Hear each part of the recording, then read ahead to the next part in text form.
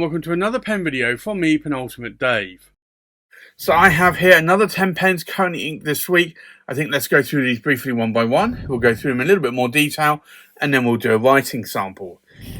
So from left to right we have the Magna Carta Mag 600 in the Asure.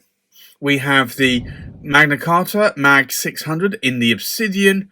We have an Asvine V126 vacuum filler. We have a Jinhao 1919. We have an Onoto, and this is the Flying Scotsman. We have a Montblanc, and this is the Writer's Edition Jules Verne. We have a Conway Stewart, and this is the King Charles III Coronation.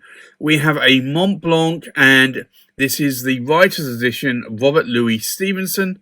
We have a Benu Euphoria Earl Grey Tea, and then another Benu Euphoria Earl Grey Tea. So I think let's take a look at these pens. So these first two pens here are Magna Carta Mag 600s. And this really interested me because I like stacked celluloid. Now this isn't stacked celluloid, it is a stacked resin though.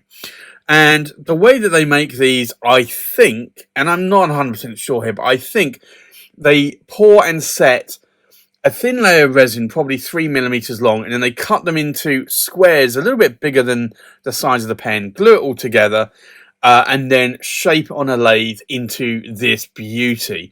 And I have to say, this is a really good work of art. It probably takes them a lot more to make this than a conventional rod or ebonite, but this is interesting. So very glad that I did pick these up from Goulet. This is, or was at the time, a Goulet exclusive. I don't know if it was just a special or if it was a truly Goulet exclusive. I know Goulet were the only ones that had these pens to start with. But this is a very interesting material, and I do like some of the quality, or a lot of the quality now, that's coming out of India with Magna Carta. I think they're really pushing the envelope, pushing the bar here in terms of quality. Really, really good pens. This came also with a 14 karat flex nib, and that's what also interested me in this pen. It's almost a vintage flex nib equivalent. And I say almost, like, people shoot me down when I say that I've got a modern flex nib pen, which is almost a vintage equivalent, because they get very precious about their vintage flex and that nothing will ever rival it. And I'm sorry to say, there are modern flex nib pens that will rival vintage flex and also be a lot better than some of the vintage nibs out there. So this, to me, I would say is bordering on vintage flex. It really flexes from what would be almost an extra fine or a fine nib all the way out to at least a double broad, if not wider. Now, this is a cartridge converter, so if I write an A4 page, I will use up that whole converter if I flex this nib. It really, normally I would say that I would use, like on a medium or broad nib, I'd use about a third to half a converter per page of A4. But with this, I will use a full converter. It will be running dry towards the end of the page. So this is a very wet writing nib. You can't really post that cap. It's not been designed to do so. But you can see in the size of my hand, this is a very large pen. And I thought it was going to be much smaller than it was. So I'm glad that it is large. Now, this is the Mag 600. They do a Mag 1000. Currently only in a steel nib because it's a number 8 nib. But I know Heron and family of Magna Carta are working on a 14 karat gold number 8 nib, and he's been very vocal about that in the past. I know that they had been working on the 14 karat gold flex nib for a couple of years, and I think they've now perfected that in this, and it's just whether or not they can upsize that to a number 8 and still have the same amount of flexivity with that nib. At the same time, I also bought this one from Goulet. This is the Mag 600 from Magna Carta, but it's in the Obsidian, which is the grey or black. And again, beautiful stacked resin, not celluloid, but that doesn't bother me. And to be honest, the celluloid is much finer lines. They're probably about 1 millimeter or less in thickness, where this is probably 3 millimeters, I'd say, in thickness. But it still looks beautiful, and I have to say the work that goes into this is quite interesting. Also, the 14 karat gold flex nib there as well. It doesn't have any nib designation, as in extra fine, fine, medium, broad. Pretty much a fine, flexing to more than a double broad. And again, cartridge converter, like it's sibling there. But it will use a lot of ink. So if you're going to want to write a fancy letter and you're going to be flexing this a lot, then at that point you are going to notice that ink will just run out. It will be very thirsty. So one of my comments to Hiran was, I love these pens. It would be interesting if they were able to make an oversized converter so you could at least double the ink capacity, maybe get 1.2 milliliters out of these pens. He did say that they are working on that. And I am suspecting it's probably because they're working on the 14 karat gold flex nib in a number 8 size nib. And they're definitely going to need a larger converter for the number 8 nib. So I'm guessing that's probably what they're working on. And we'll watch this space. It'll be interesting to see what happens there. But I also said that I'd like to see this in a green. I think a green would be nice. And I do know that they also have a green coming. So that also is going to be an interesting one.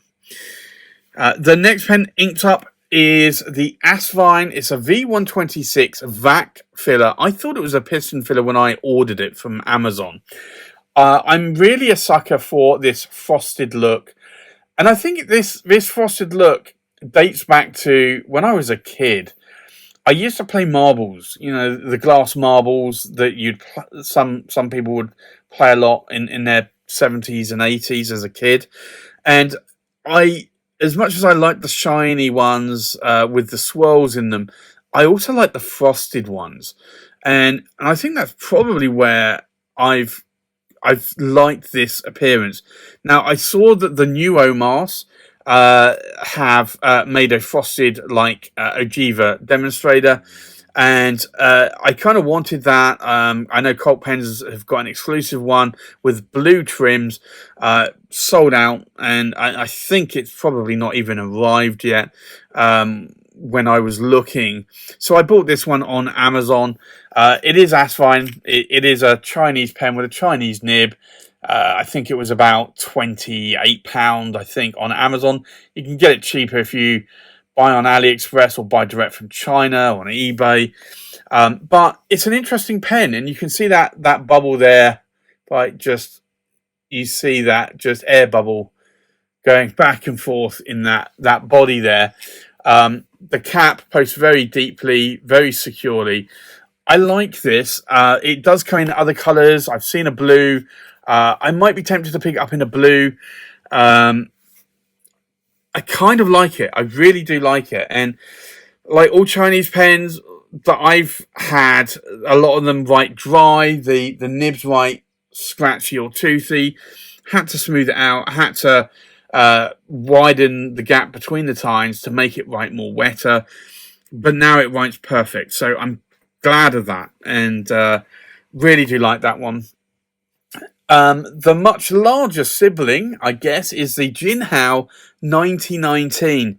And I have, I think, 6 of these now. I think I've got, maybe it's 7 actually. I've got 3 in the clear, 3 in the transparent bluish green, and then I've got 1 in the red, which looks like an urushi. These have massive converters in them. And I kind of feel that that's really what Magna Carta need to put in these. Maybe steal some of these and just put them in there. I'm sure they can make them cheaper. But this comes with a steel nib. It's a number 8 size medium nib there. But this is effectively like a Montblanc 149 clone. In terms of the size, in terms of the thickness, I'd actually say it's a bit thicker than the Montblanc 149. It's an interesting pen. I want to say 4 of these didn't write very well out of the box. 2 of them did. I know a lot of my friends have bought these Jinhao 1919s and said that they have all written really well out of the box. I don't know what it is. I typically find with Chinese pens that they don't write as well for me. And I do need to spread the tines. I do need to smooth the nib out a little bit. I'm not one for coarse, extra fine nibs, and maybe that's the reason why. I don't know, but that one writes really well. I don't think I modified that nib in any way. The next pen was a pen that I bought recently, and this is the Onoto, and it is the Flying Scotsman. You've got the 4472 designation there. You've got other areas here on like the clip as well. The cap band is a wheel. 1923 to 2023, so it's 100 centenary there. And then you've got the LNER as well on that side. And then it does say flying, getting focus there, Flying Scotsman there. Beautiful pen. And this is a number 7 size Onoto. This came in a broad nib, so this was somebody selling on eBay. It was selling for it was actually an auction, so there was 0 bids, and I was going to bid on it, and the actual bid price, the first bid, was a low price, and I thought they would probably have a reserve on it. But I messaged the seller and said, would you accept a little bit lower than that? And they came back a day later, just before the auction ended, and said, yeah, we'll accept the offer. So I got it for a good price. I got it for probably about 40% off. What I did do, though, is, I'm going to show you here, is a cartridge converter pen. But I bought, when I was at the London Pen Show, I bought this brass insert from Onoto. Now, typically, you can add these to your pen if you buy from Onoto. They used to glue these in, but you can't have that in if you switch out the converter for the plunger, because the diameter isn't wide enough. So a lot of time, Feng was telling me at Onoto, they just tape these with sticky tape into the body there, so you can get them out quite easily. And I put that in there, and that just adds some more weight to it. And I thought this pen for me was a little bit too light until I added that, and now it feels perfect for me.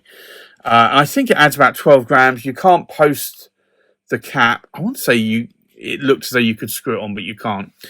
So it's not designed to post the cap. But this is a very interesting pen. I used to be into train sets when I was a kid, into trains as well. But I don't know. It was something as a kid that I was into, like Lego and other things like that. But I wasn't necessarily, I'd say, a Flying Scotsman sort of collector or anything. So I didn't buy this pen when it came out from Onoto. But I did eventually buy it because I saw it going for what was a good price. The next pen here is an interesting pen. Good story to this one, actually. My friend Tony in Kansas City, he actually had this pen. This was his pen. And he got it with a fine nib, and he's had it for quite some time. I want to say a year or two, may not be as long as that. And he had the opportunity of, so this was a medium nib. I think, did I say fine? This is a medium nib. And he wanted a fine nib, and he had the opportunity of getting one with a fine nib recently. So he said, look, I know you want this. I know you want one of these. Would you do a trade with, I don't know, another pen in your collection? I said, yeah, I would. So we looked at it, and my Visconti I want to say Millennium Marks, not Millennium Marks, it's Millionaires. I have two Visconti Millionaires, and I looked at it. I probably could have traded one pen for this one-on-one, but I actually traded two pens, and some people might call me crazy for doing so. But I just felt, in terms of the total cost of what I paid for those two pens versus the cost of this pen, I thought it was right. And very glad that I did. It's a Jules Verne here, and it has this beautiful guilloche sort of pattern in the enamel there. Beautiful pen. So Tony did actually get a fine nib second hand. I think he bought this second hand as well. So this is the medium nib version. Now, interestingly, this is one of the writer's edition pens that I can post the cap on. I think all of the modern versions, like this was from about 2002, 2003. I think any of the newer ones, you cannot post the caps on, at least the ones that I have in my collection. And I've got, I think, 5 now. But this is an interesting pen. It is a piston filling pen. I do like it. I like that pen a lot. Very glad that I did the trade. Will I miss the Visconti Millionaires? No, I wasn't really writing with them. I think if Tony had asked me for one of my newer Viscontis or one of my more lavish Viscontis, then I would have said no way. But the Millionaires I've had for a number of years now, and I've just been writing less and less with them. So I thought, you know what, let's just trade them in and get something else I'm going to write with. So that is that pen. The next pen is the Conway Stewart, and this is the King Charles III Coronation pen. An interesting sterling silver pen. Not as heavy as some of the Onotos that I have, but this is a resin cap and resin body with this sterling silver overlay. A number 6 Conway Stewart stamped nib there. Say stamped, I want to say it's more laser engraved. It's not a deep stamp. It's an 18 karat gold nib there. Number 6 size, medium nib. It's a cartridge converter. The body does feel quite light, certainly compared to the previous pen. You can post the cap as well on this one. I find it too long though. It's not a cap that I would post. It's not back weighted though. It does have that lovely Conway Stewart tie clip there that a lot of Conway Stewarts have. Very, very nice. The next pen is the Montblanc Robert Louis Stevenson Writer's Edition, and this is done in the Treasure Island sort of theme. So you've got that skull there, the pirates, skull and crossbones. You've got a compass here. You've got this like sort of lapis sort of flooring. You've got this X marks the spot. You've got lots of X on this body, but there is a larger X just here. And I think this is a telescope. So it's a very Treasure Island theme to this pen, and I think that Montblanc really have done well. Again, you can't post the cap on this one. It's a modern version of the Montblanc Writer Edition, but it's an interesting pen, a pen that I love writing with. Glad that I added it to my collection. Got a good price on it as well. So for me, I think that's half of it. Like if it's a pen you really want and you can get it for the price you really want or close to that price, like you can get a good deal on that price, then I think that makes it all the worthwhile to picking that pen up. The next pen inked up is the Benu Euphoria Earl Grey Tea, which is a Goulet exclusive. I've said a number of times I wish it wasn't a Goulet exclusive. I think this is such a beautiful, pretty pen that it's a shame that it's just a retailer exclusive. And nothing against Goulet. I like Goulet. I like Brian Goulet. I like Drew. I like what they do, and I've bought quite a few pens from them in the past, all exclusives. But I just feel that this would be a lot more popular, and this is really popular at Goulet. But I think it would be a lot more popular if it wasn't just tied to Goulet. Beautiful pen. I think this would make Benu a lot of money in comparison to other models that they have made in the past. Beautiful pen. I got this in a broad nib, and you can see there, and that's what I purchased. You can post the cap as well on this. And the reason why I like this pen a lot is it's this amber nectar-like colour, and you've got Earl Grey tea infused and lavender infused into the cap and the body of this pen. Really, really interesting me because I like Earl Grey tea. And then I've been on a kick for a while now. I nearly bought a couple of times a second Earl Grey tea pen from Benu there.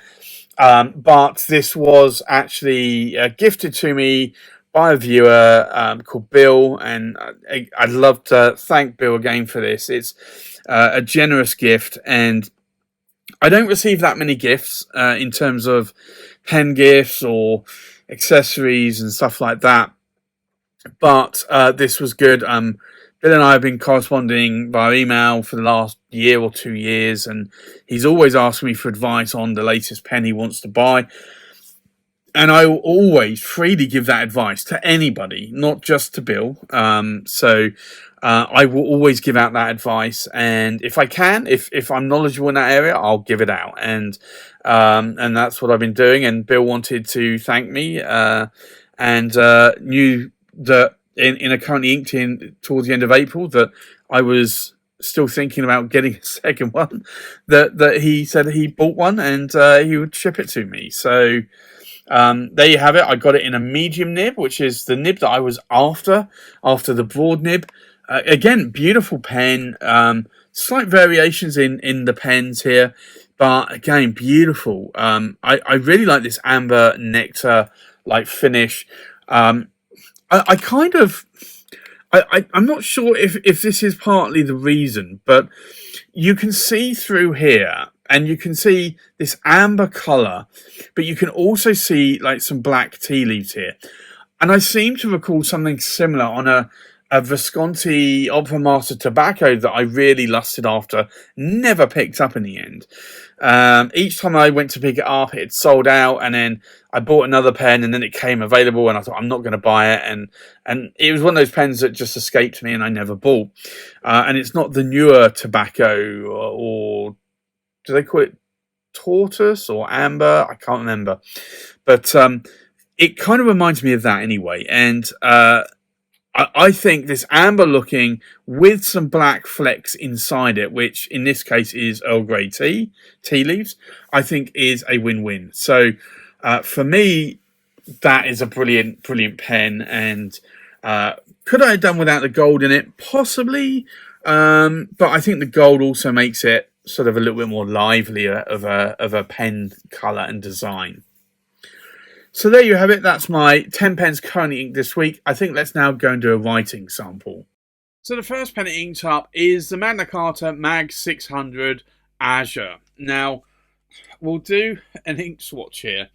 And these are 14 karat gold flex nibs. And these flex a lot. And I'm going to try and not do it too much in the writing here, because I know last week when I had these inked up, it kind of made a little bit of a mess in terms of feathering. So this is the Magna Carta,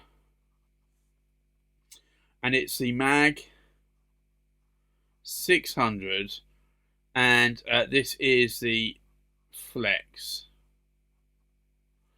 and it's a 14 karat gold nib, and then the ink in here is Waterman inspired blue.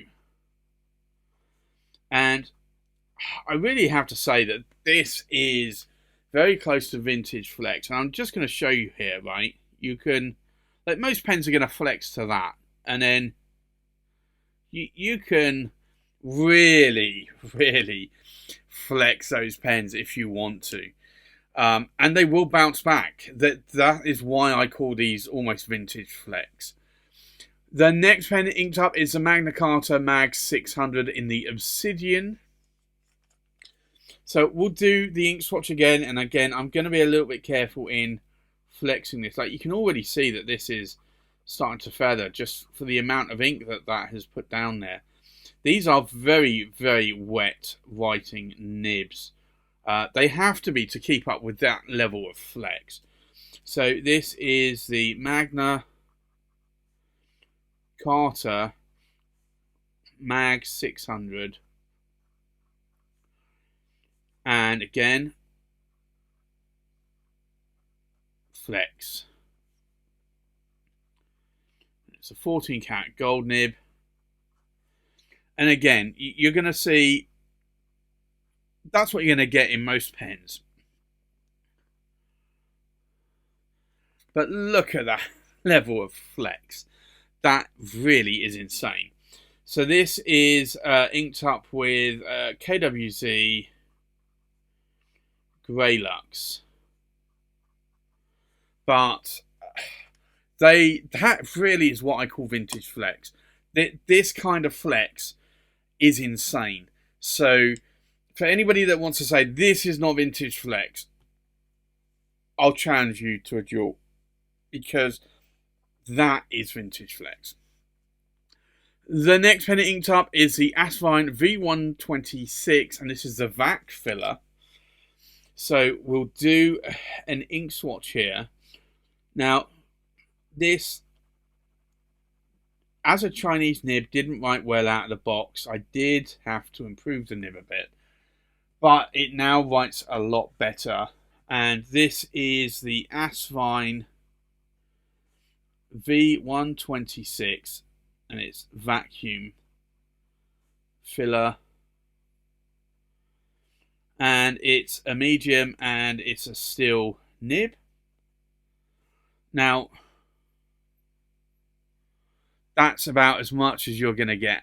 So you compare the two here, and even that railroaded.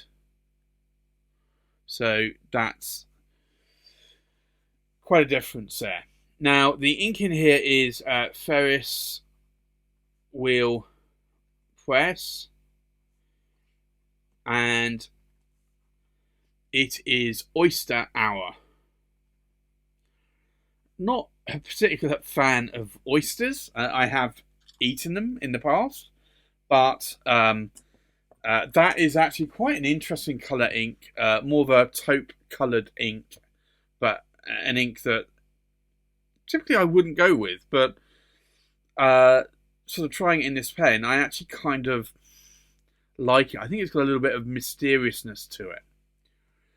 The next pen inked up is the Jinhao 1919, and I want to call this the Fat Boy because it is a very fat, oversized, long pen with a very oversized converter. I did put this Dominant Industry Earl Grey tea ink in it because this was before I got the medium nib in the Benu Earl Grey, and I just wanted to try it out and see what it was like.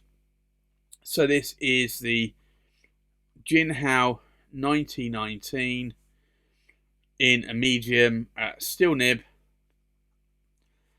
and then the ink, as I mentioned, is Dominant Industry,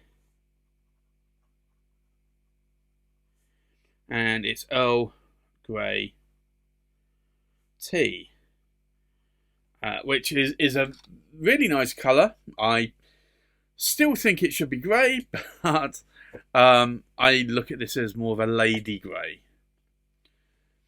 The next pen inked up is the Onoto, and this is the Flying Scotsman. And if you don't know, the Flying Scotsman is a train. So we'll do an ink swatch here. Now, this was I won't say it's a second-hand pen. It was never inked, but I got it in a broad nib. I didn't have the option to choose the nib. Typically, I'd normally go with a medium nib, sometimes a fine nib. But I got this in a broad nib, and actually I'm liking this. So this is the Onoto Flying Scotsman. And it's a broad, and it's an 18 cat gold number 7 nib, made by Bock, and the ink in here is Diamine Meadow, which I think is quite a good colour combination to that pen there. So glad that I have that one inked up this week. I've been writing with that pen a lot. I'm going to have to refill it as well, because it is getting low.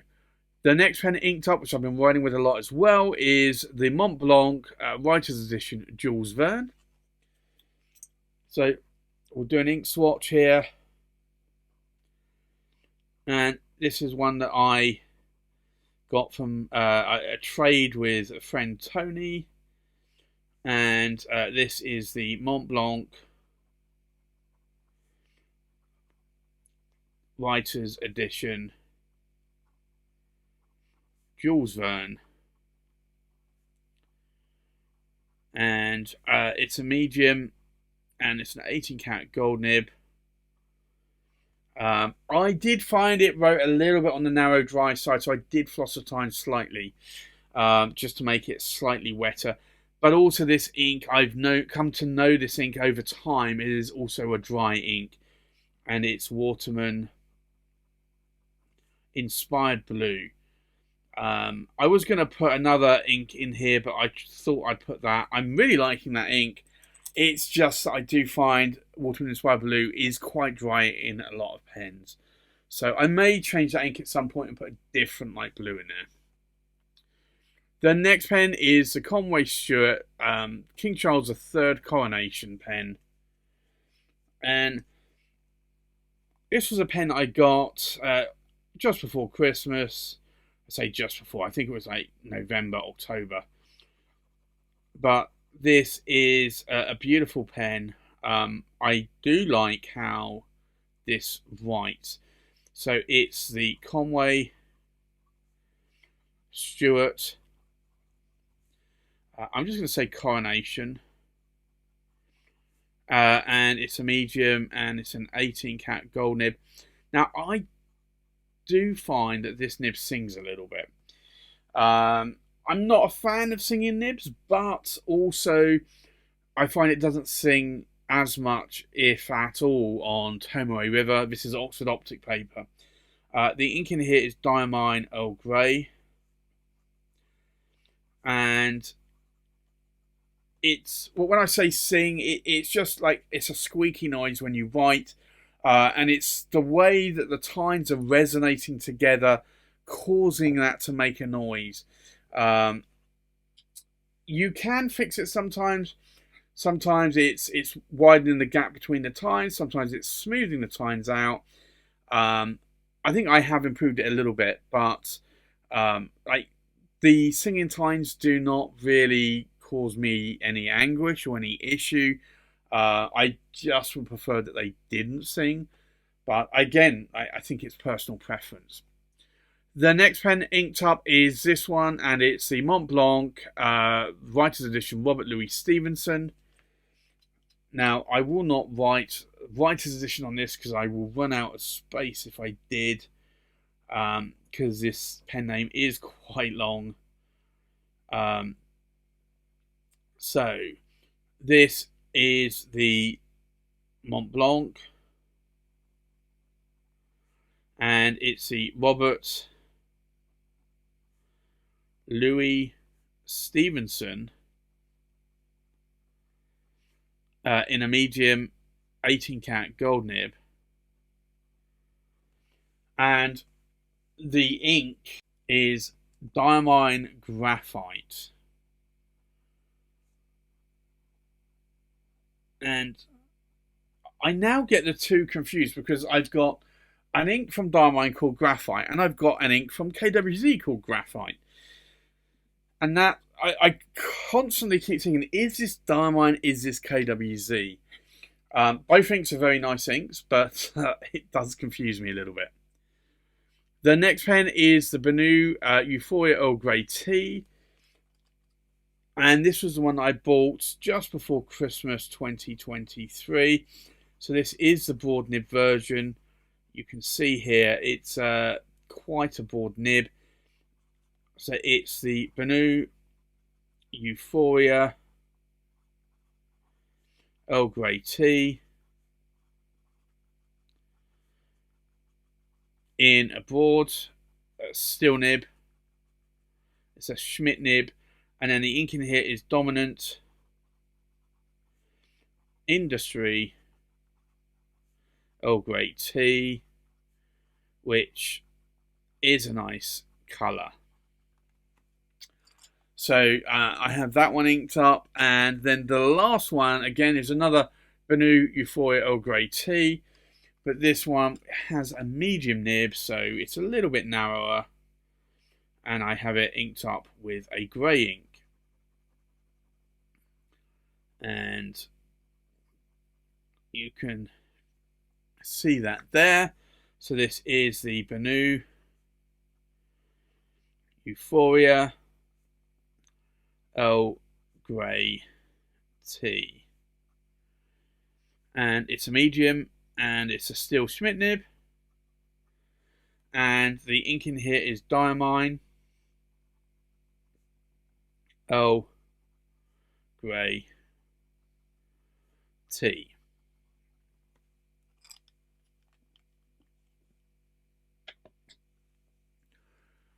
So I think let's take a look at these pens inked up one more time. We have a Magna Carta Mag 600, and you can see that this has really feathered here. Even in the narrow writing sample, it still has feathered.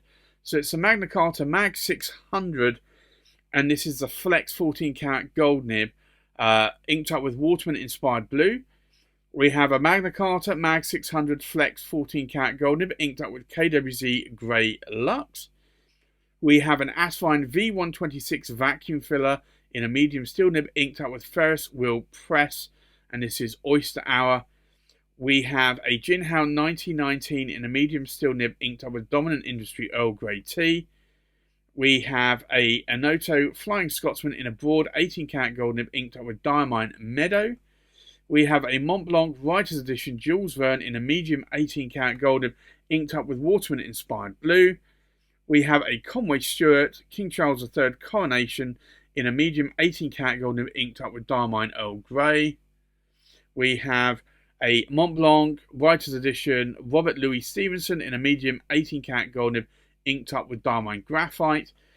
We have a Benu Euphoria Earl Grey tea in a broad steel nib, inked up with Dominant Industry Earl Grey tea.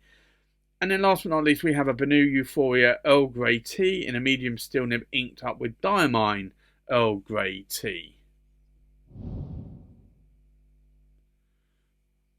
So there you have it. That's my current ink pens for this week. Thanks for watching. Please like, comment, subscribe, and I'll see you on the next pen video.